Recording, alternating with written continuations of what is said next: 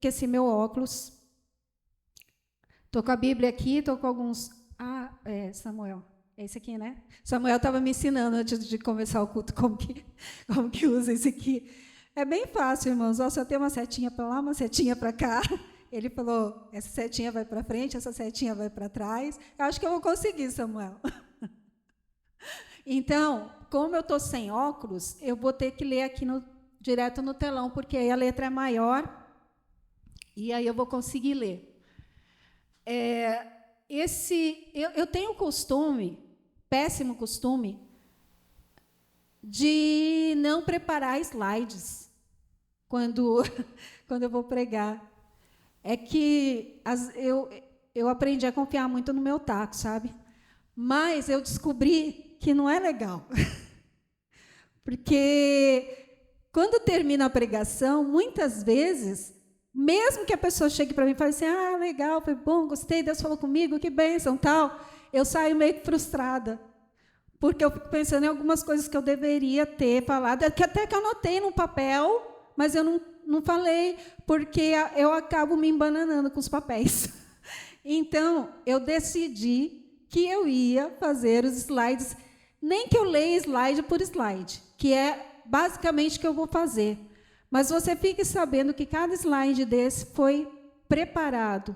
Sentei, pensei em cada coisa. Eu estava escrevendo uma coisa, me via um versículo na cabeça, eu ia lá, pegava o versículo, colocava. Ou seja, é a minha pregação, tá? Não estou só lendo um texto, mas é a minha pregação. E eu resolvi fazer isso justamente para eu não sair frustrada depois pensando, puxa, eu deveria ter falado aquilo, e não falei.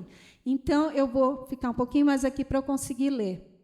O tema é Recriados em Cristo, tá? E a gente vai começar lendo Efésios 2:10. Eu vou pedir para os irmãos lerem comigo, tá? É essa parte verde, vocês conseguem enxergar? Então, vamos ler juntos. Porque somos criação de Deus, realizada em Cristo Jesus, para fazermos boas obras, as quais Deus preparou de antemão para que nós as praticássemos. E aí a gente vai destacar algumas coisas desse versículo. Uma é que nós nascemos de novo. Nós somos criação de Deus realizada em Cristo, com o evento de Cristo, a vinda de Cristo, a morte de Cristo. Nós somos resgatados por Cristo, nós nascemos de novo. Nós fomos recriados por meio, somos criação de Deus realizada em Cristo Jesus. E aí fala lá, para quê? Para fazermos boas obras. Fomos recriados em Cristo para fazermos as boas obras que Ele preparou de antemão para andarmos nelas. Prática de vida.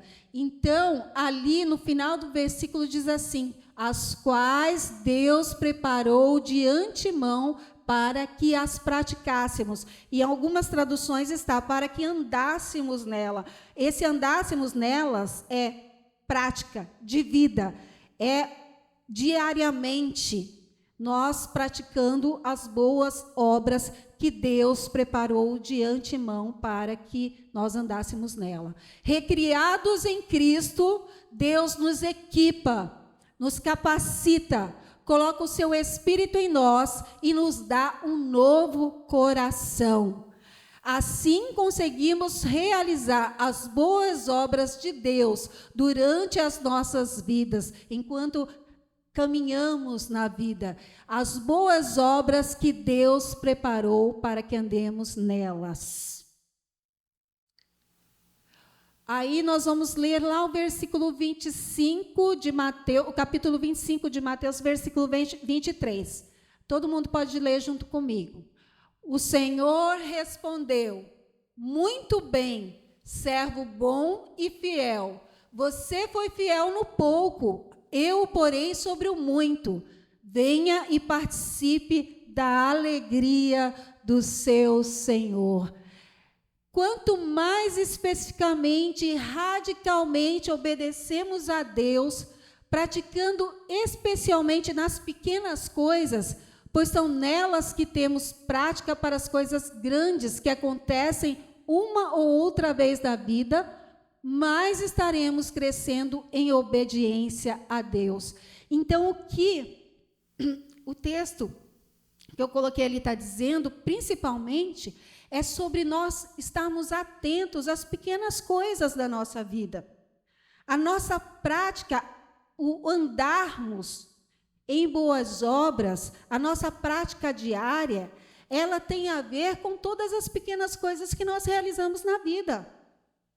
E ali diz o seguinte: pois são nelas que temos a prática para as coisas grandes. Olha só o versículo de Mateus 25, 23.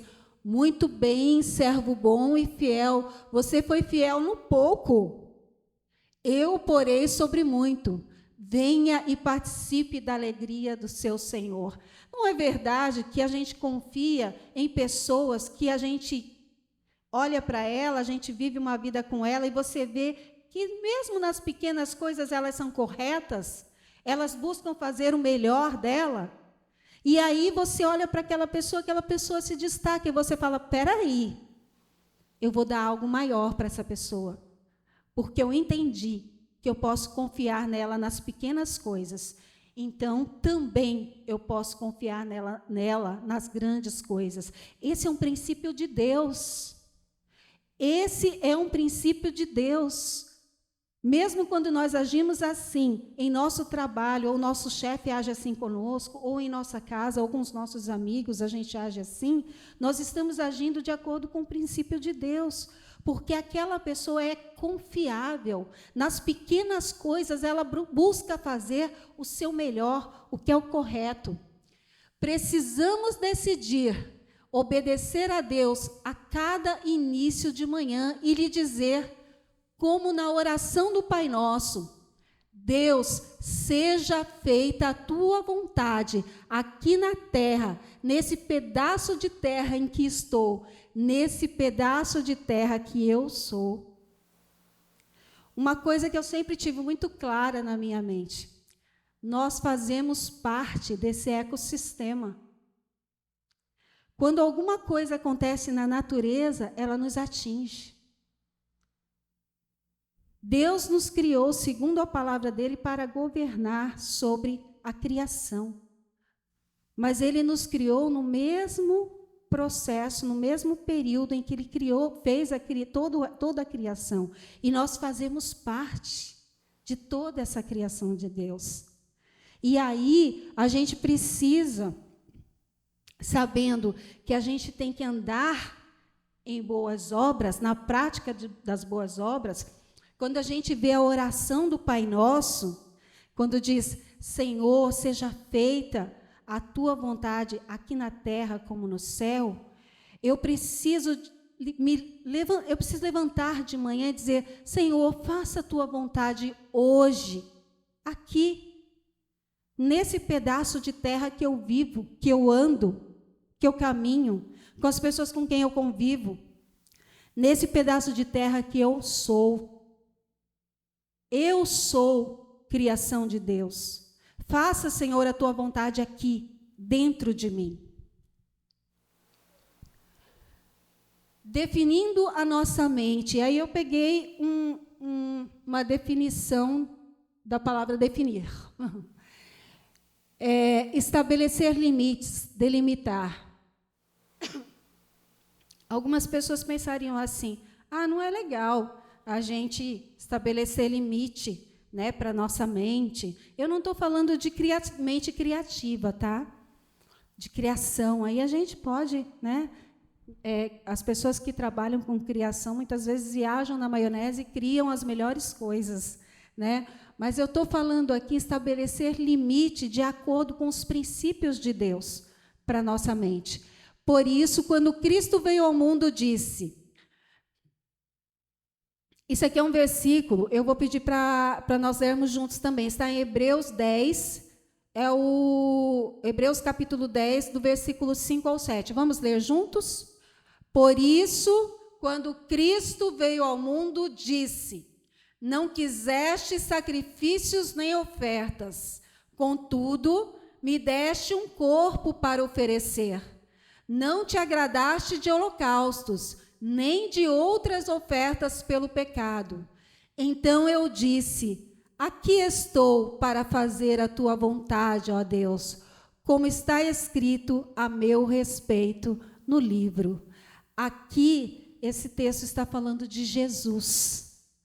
E nesse texto está dizendo o seguinte, que Deus não quis sacrifícios e nem ofertas. Aí, de Jesus diz assim: contudo, me deste um corpo para oferecer. Jesus se ofereceu por nós. Contudo, me deste um corpo para oferecer. Não te agradaste de holocaustos, nem de outras ofertas pelo pecado. Então eu disse: aqui estou para fazer a tua vontade, ó Deus. Nós somos servos de Deus. A palavra do Senhor diz que nós temos o Espírito de Cristo dentro de nós. Deus, muitas vezes, não se agrada de sacrifícios, holocaustos. Eu vou aqui, vou me sacrificar, vou fazer tal coisa me sacrificando para Deus. Não. Aí, ele diz aqui: contudo me deste um corpo. Nós temos o nosso corpo, a nossa vida para oferecer a Deus. Sacrifício vivo, santo e agradável. É o nosso culto racional que nós oferecemos por meio do nosso corpo, da nossa vida. Isso não é teoria, gente. Olha só como a palavra de Deus nos leva à prática, à vida prática. E aqui nós temos o exemplo de Cristo. Então, eu disse: aqui estou para fazer a tua vontade, ó Deus. A nossa oração do Pai Nosso que foi ensinada: Deus, seja feita a tua vontade. Aí nós podemos dizer assim: aqui estou para fazer a tua vontade, ó Deus. Definirmos as nossas mentes para obedecermos a Deus é extremamente importante. E esse definir a mente, como eu disse, colocar limites na mente para fazer a vontade de Deus, é agir de acordo com os princípios de Deus. Então, quando eu estou agindo na minha vida, no meu andar, eu sei que eu tenho que andar em boas obras, como nós lemos no primeiro versículo, e eu sei que a palavra do Senhor me traz princípios de Deus. Eu tenho que trabalhar a minha vida, eu tenho que viver de acordo com esses limites.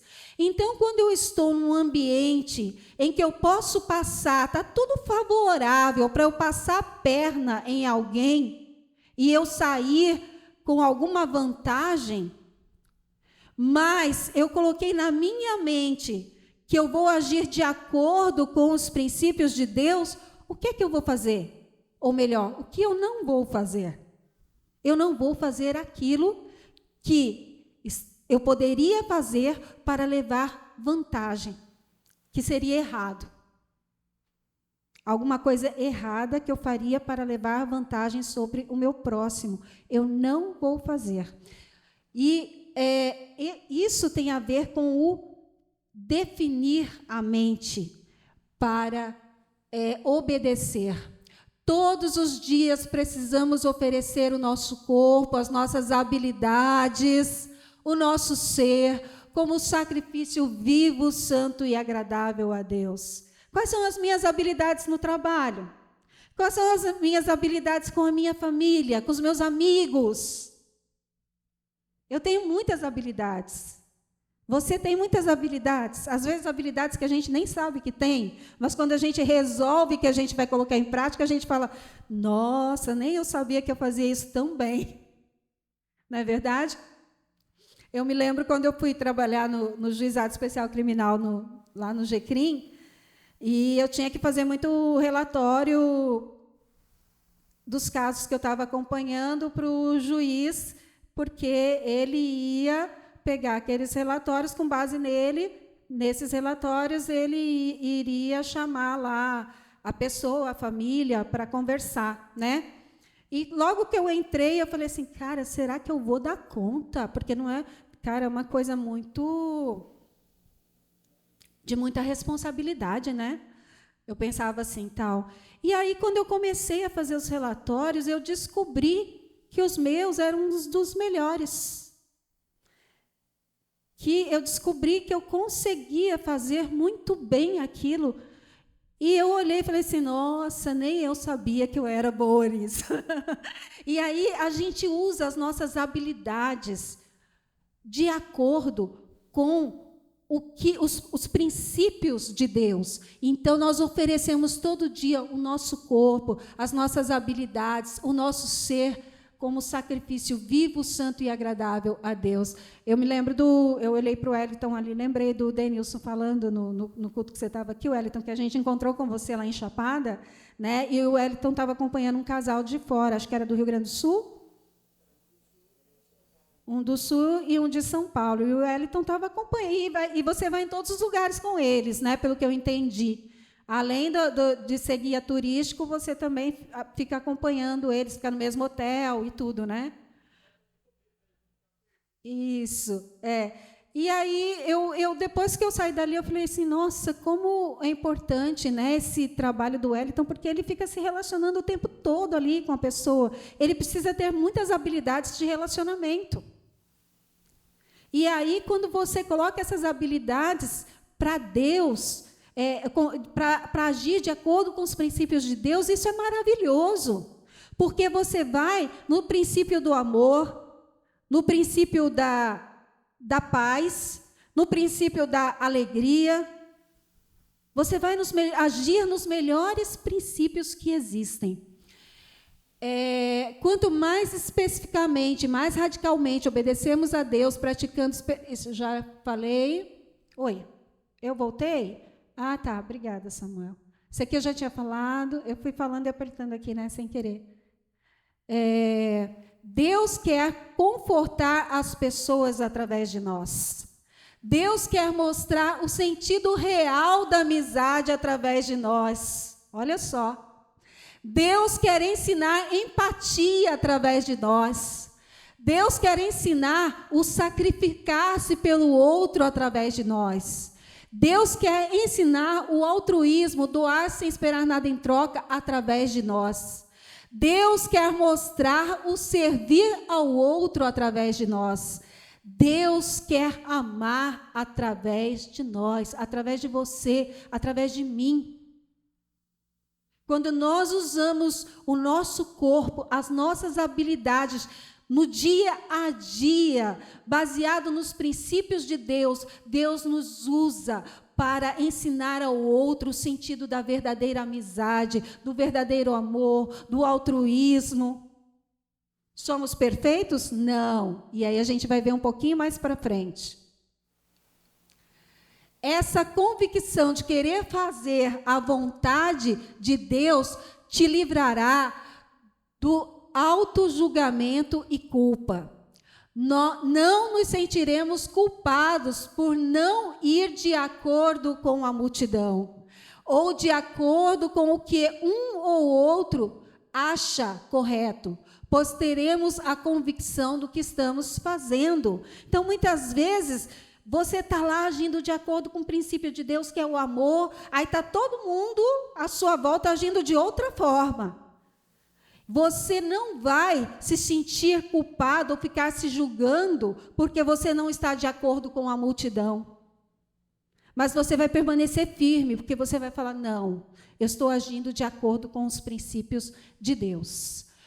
Precisamos, para isso, conhecer a palavra de Deus, pois não temos como saber a sua vontade se não conhecermos os princípios de Deus que ela nos ensina. Por isso é tão importante nós estarmos aqui hoje no culto, porque aqui, não todos os domingos, o pastor Denilson ele passa a semana inteira preparando a pregação que nós vamos ouvir aqui no domingo.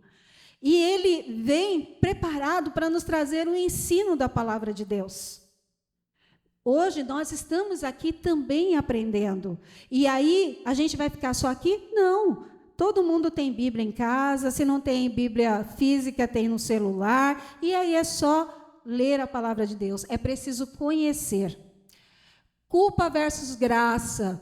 Mas Deus removeu Saul. Esse aqui é um versículo também, vamos ler junto. Atos 13, 22. Mas Deus removeu Saul e colocou em seu lugar Davi, a respeito de quem Deus disse: Davi, filho de Jessé, é um homem segundo o meu coração, fará tudo o que for da minha vontade. Gente, esse versículo está no Novo Testamento. Ele não está no Antigo Testamento. Mas no Novo Testamento está sendo dado o testemunho da vida de Davi. E aqui diz que quando Deus tirou Saul. Deus tirou Saul do reinado de Israel. Saul deixou de ser rei de Israel. Aí diz assim, e colocou em seu lugar Davi, a respeito de quem Deus disse. Deus disse a respeito de Davi, Deus deu testemunho a respeito de Davi. Não foi o irmão dele, não foi o pai dele, não foi Samuel, que era o profeta da época, não foi, sei lá, um pastor lá que caminhou, porque Davi era pastor de ovelhas, não foi um outro pastor de ovelha, mas foi Deus. Deus disse a respeito de Davi, Davi, filho de Jessé, é um homem segundo o meu coração. O que eu fiz aqui, Samuel? Fui eu que fiz? Foi? Eu apertei aqui no meio? Não sei, estou perguntando. O que eu fiz, Samuel? Ajuda dos universitários. Joãozinho. Você quer isso aqui? Não precisa? Cliquei. 2 universitários. Voltou? Ah, tá. Eu vou ter mais cuidado, tá? Mas Deus removeu Saul e colocou em seu lugar Davi, a respeito de quem Deus disse: Davi, filho de Jessé, um homem segundo o meu coração, fará tudo o que for da minha vontade. Preste atenção nessa última frase, tá? Fará tudo o que for da minha vontade. Atos 13, 22. O rei Davi foi um homem extraordinário da Bíblia. Ele é um dos mais mencionados. Deus disse que Davi era um homem segundo o seu coração. Mas Davi não agradou a Deus o tempo todo. Quem conhece a Bíblia ou já ouviu algumas histórias de Davi sabe que ele teve uns erros assim cruéis, né? Difícil. Ele fez coisas que alguém que conhecia Deus como ele conhecia não deveria fazer. Por causa disso, Davi de coração, vou voltar aqui, tá? Mas Davi não agradou a Deus o tempo todo. Ele fez coisas que alguém que conhecia a Deus como ele conhecia não deveria fazer. Acho que faltou um textozinho ali. Aí a pergunta é, mas por que então que Deus fala que Davi é um homem segundo o seu coração, se ele fez essas coisas? Aí a resposta é essa aqui, por causa disso. Davi de coração amava a Deus e tinha a convicção de querer fazer a vontade de Deus. Então, mesmo ele tendo errado, mesmo ele fazendo coisas que desagradavam a Deus, coisas assim até absurdas, por ele ter essa convicção de amar a Deus e de fazer a vontade de Deus, Deus disse: Davi é um homem segundo o meu coração. Sabe por quê? Porque ele vai cumprir a minha vontade. Ele vai ser aquele homem que vai fazer, vai executar o que eu preciso que seja executado. Ele é aquele que vai até o fim. Ele é aquele que, mesmo errando no meio do processo, ele não vai abandonar o processo, ele vai até o fim. Por isso Deus disse isso de Davi.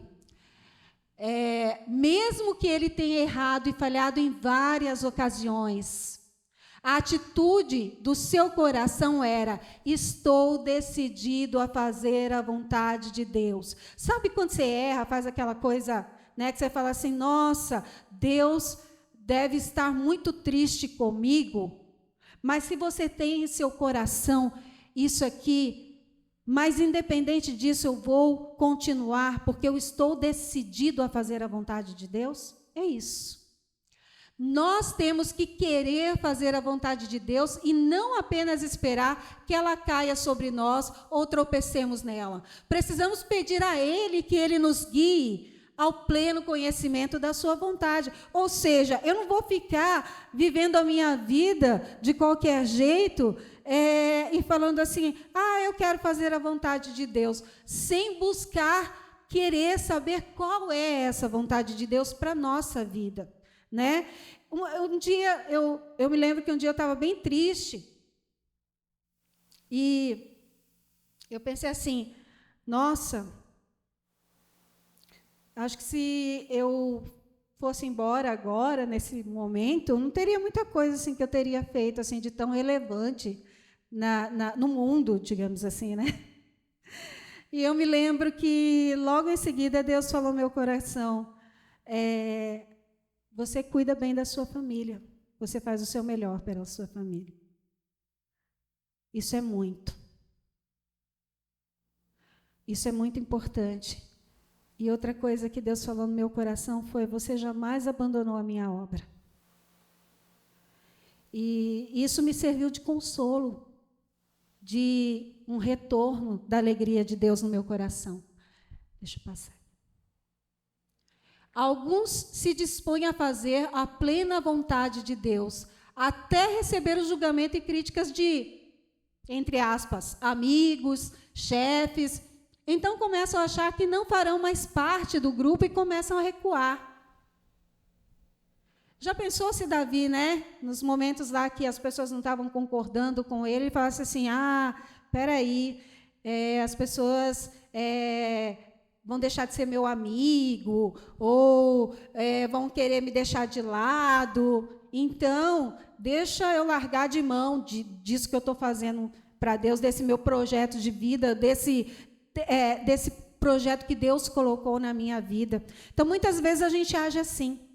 Quando a gente vê que a gente não está inserido no grupo, porque a gente está agindo diferente em algumas circunstâncias, e aí a gente pensa assim: vão me excluir? Espera aí, deixa eu largar de mão isso que eu estou fazendo, deixa eu me inserir de novo.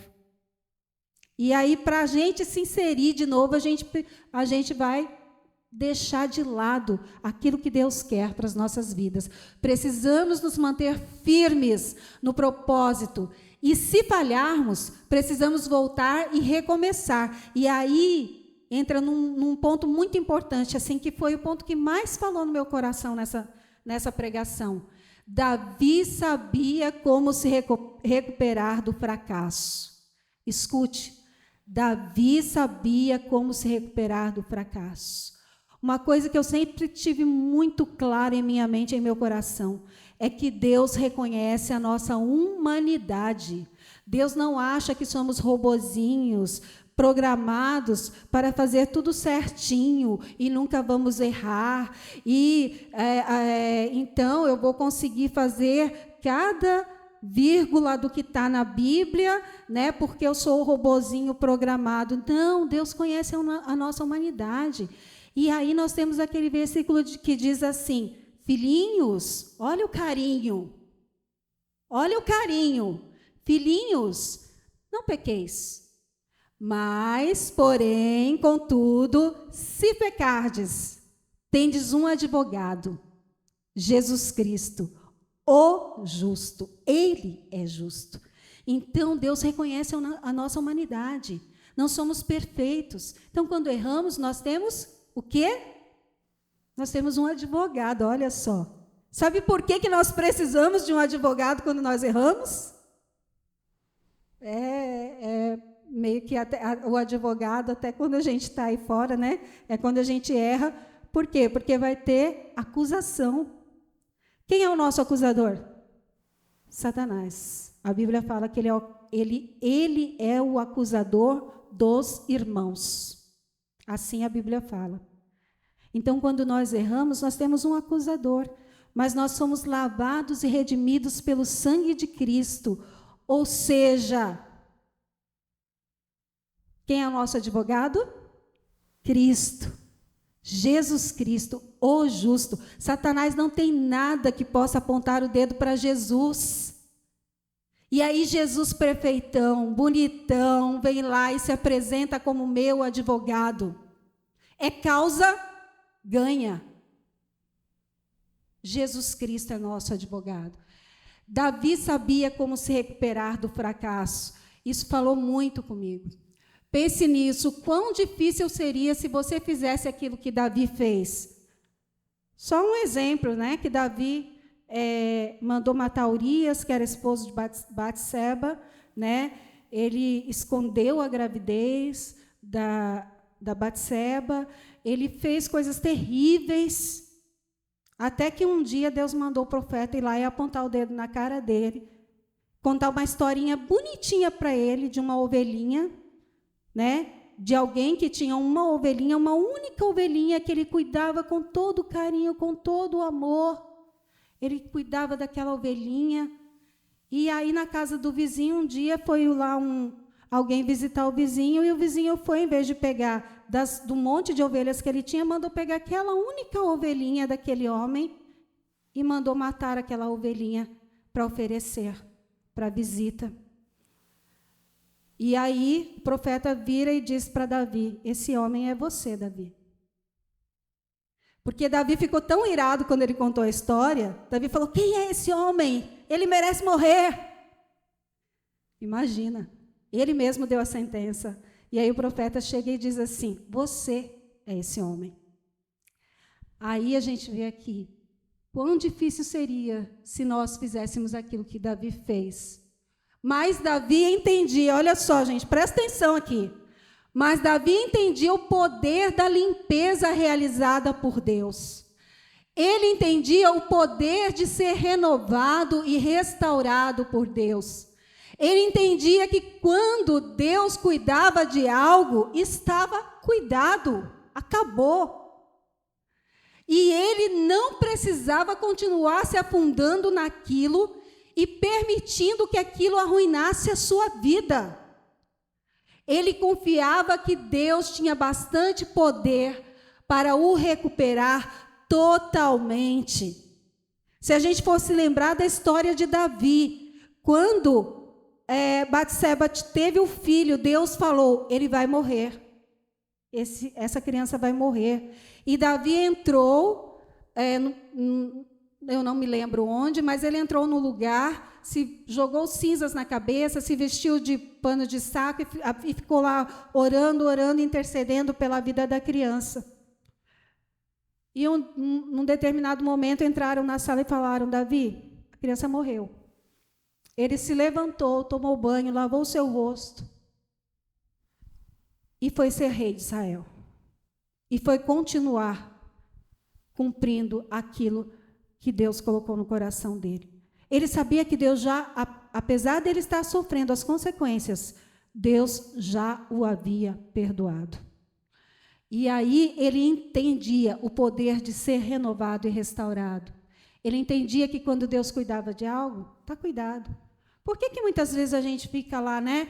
A gente errou, a gente ajoelha, ora, pede perdão para o Senhor.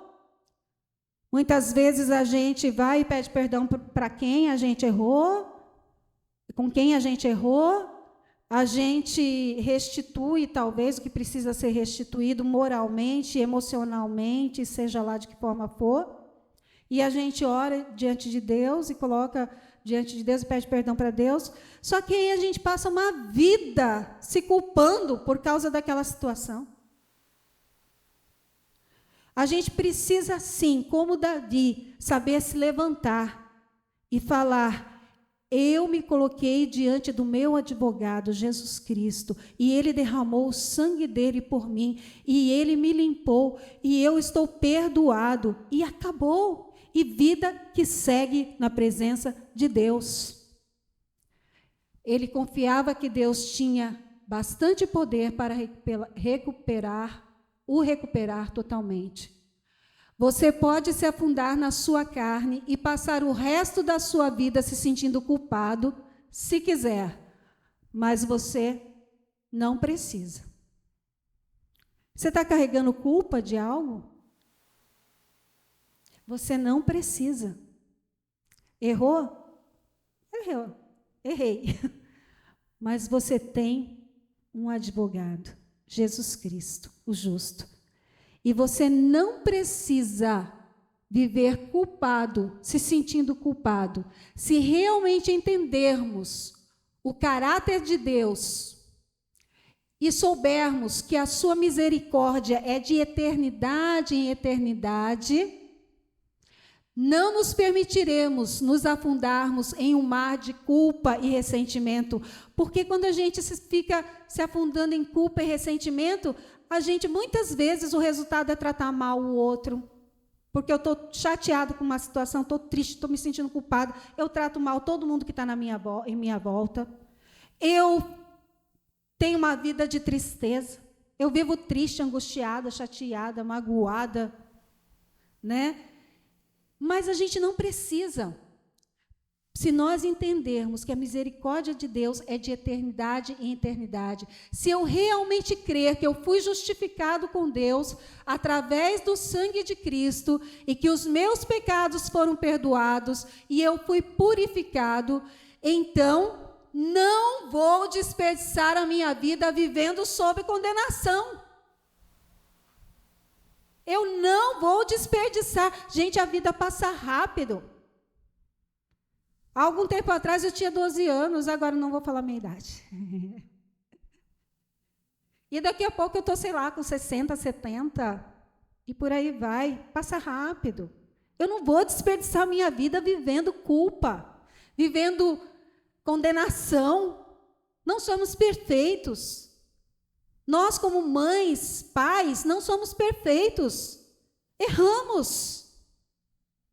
Mas aí eu vou passar o resto da minha vida vivendo sob culpa e condenação, porque em um determinado momento eu fiz algo que é errado. Não sou perfeita. Você, pai, não é perfeito. Você só tem que buscar fazer o melhor que você puder. Filhos, mesma coisa. Com amigos, resgate a amizade e siga em frente. Quase terminando, gente. Mas você poderá achar que é culpa, que é nossa obrigação nos sentirmos culpados. Essa história, né, de mãe e pai, acha que a gente tem que ficar o resto da vida se sentindo culpado. Não.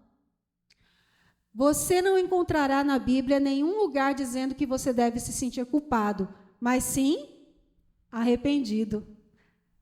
Arrependimento é uma coisa, e culpa e condenação são outras. O Espírito Santo traz a convicção do pecado. Olha, presta atenção nisso aqui, gente. O Espírito Santo traz a convicção do pecado e o arrependimento que leva à liberdade em Cristo. Então, o Espírito Santo traz a convicção do pecado e leva ao arrependimento, que leva à liberdade em Cristo. Já o diabo, o acusador de nossas almas, traz a culpa e a condenação que nos paralisa. Muitas vezes a gente não segue em frente na vida, a gente não alcança novas coisas, a gente não corre atrás de novas coisas, porque a gente fica lá paralisado, se sentindo culpado. Ah, porque eu deveria ter feito tal coisa e eu não fiz. Segue em frente. Ah, porque tal coisa poderia ter sido assim e não foi. Ah, porque eu errei em tal momento, em tal coisa. Segue em frente. Não desperdice a sua vida num mar de culpa e condenação. Seja feliz em Cristo. Busque ser feliz em Cristo. Porque assim como o corpo sem o espírito está morto, isso lá em Tiago 2,26, assim também a fé sem as obras é morta. Vamos entender isso aqui. Essas obras às quais Tiago se refere são atos de obediência, tá? Então, não é obra por obra. Não é eu viver fazendo um monte de coisa. Não é isso. Essa obra aqui são os atos de obediência. Obediência aos princípios de Deus. As obras da carne são eu trabalhando, esperando conseguir algo de Deus. Deus não quer isso. Quantas pessoas vivem aí num desespero de ativismo dentro de igrejas, achando que com isso isso vai ser moeda de troca com Deus? Ah, porque eu estou, Deus, de segunda a segunda na igreja, de manhã, de tarde, de noite, e eu faço isso, eu faço aquilo outro. Então, Deus, o Senhor tem obrigação de me abençoar. Não é assim. Não é isso. As obras da carne são eu trabalhando, esperando conseguir algo de Deus. Deus não quer isso. Realizamos boas obras como o fruto do Espírito de Cristo que habita em nós. Então, essas boas obras, elas são consequência do fruto, elas são o fruto do Espírito de Deus que habita em nós. Nossa fé dita a nossa vida. Quando cremos direito, vamos viver bem. Então, esse ensino que nós estamos recebendo aqui, essa noite, você pode ter certeza que se você assimilar isso, se você depois pegar esses slides aqui e reler, e você assimilar isso, você vai ter uma vida melhor. Porque você vai se livrar de culpas, de ressentimentos, você vai querer crescer, você vai querer galgar novas coisas na sua vida, você vai querer buscar novas amizades, novos relacionamentos, novo envolvimento, novos envolvimentos, compromissos com o trabalho, com pessoas. Você vai buscar crescer, porque você vai deixar a culpa do que você fez errado, que já passou, para trás. E você vai crescer. Nossa fé dita a nossa vida. Quando cremos direito, vamos viver bem. É preciso mantermos uma boa atitude, sermos obedientes nas pequenas coisas. Precisamos nos manter sensíveis ao Espírito. Respondeu Jesus: eu sou o caminho, a verdade e a vida. Isso está lá em João 14:6. O caminho, Jesus, é o único que funciona. Estamos no caminho, Jesus. Só que a gente precisa andar direito nesse caminho. Como que a gente anda direito? Conhecendo os princípios de Deus. E aí, quando nós andamos nesse caminho, ele funciona. Ele realmente faz com que nós tenhamos uma vida melhor. Se valorizarmos essa presença de Deus em nossas vidas, o Espírito Santo habitando em nossas vidas, o Espírito de Cristo em nós colocados, e formos sensíveis à sua liderança, a liderança do Espírito Santo em nossas vidas, Ele mesmo nos dirigirá a uma mente definida pelos seus princípios e convicções, e a uma vida plena, livre da culpa e cheia da sua graça e misericórdia. Então, se a gente se deixar, se permitir ser guiados pelo Espírito, Ele mesmo nos direcionará. Ele mesmo nos dará essa mente com os seus princípios. Deixa eu voltar aqui. E é isso. Então, que nós possamos entender que a gente, como o rei Davi, a gente precisa saber se levantar. A gente não pode ficar prostrado, porque o Senhor Jesus veio habitar dentro de nós, para que nós tenhamos uma vida renovada, um novo nascimento, para que nós fôssemos recriados segundo a sua vontade, e para que andemos nas boas obras que Ele preparou para nós. Que Deus nos abençoe. Eu coloquei ali @ novamente, porque eu não sei os termos corretos, Mateus vai me ensinar. Quando você tem alguma coisa no YouTube, o que é essa coisa? Um canal. Eu tenho faz tempo, gente, só que eu não colocava nada. Coloquei uma coisa ou outra. Só que aí, para o Denilson poder, para eu poder passar, ele poder pegar as mensagens que eu gravava no meu celular, como eu não conseguia passar pelo WhatsApp porque tenho tempo, e eu não queria mandar por e-mail, o que eu fiz? Eu comecei a baixar no meu canal do YouTube, aí ele vai lá e pega. Então, tem várias pregações lá, tá? Não sei se essa aqui vai estar lá, provavelmente vai estar, mas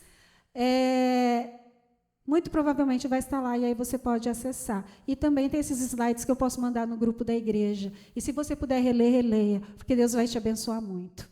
Amém?